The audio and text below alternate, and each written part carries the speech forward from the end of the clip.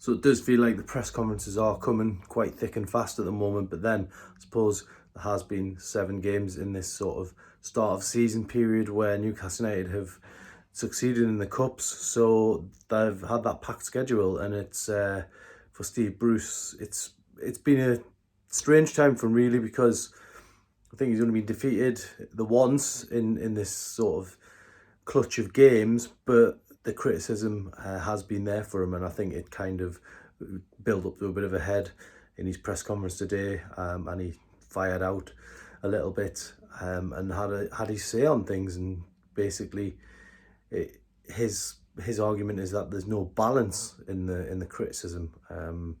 Says, you know, when they win 7-0 at Morecambe, and he did accept it was against a League Two side, the talking point suddenly is the close range miss from the centre forward.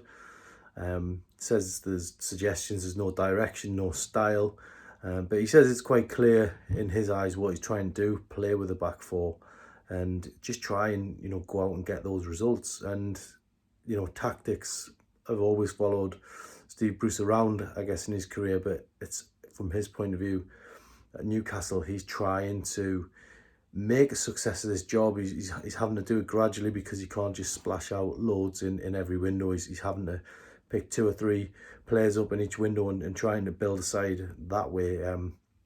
Whether that's going to be enough remains to be seen. But on the positive, you know, they have picked up 4 points from the first 3 games. It is the best start since 2013-14.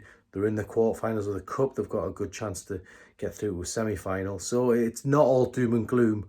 But I guess the way we'll all judge this sort of opening of the season will be what the result is against Burnley.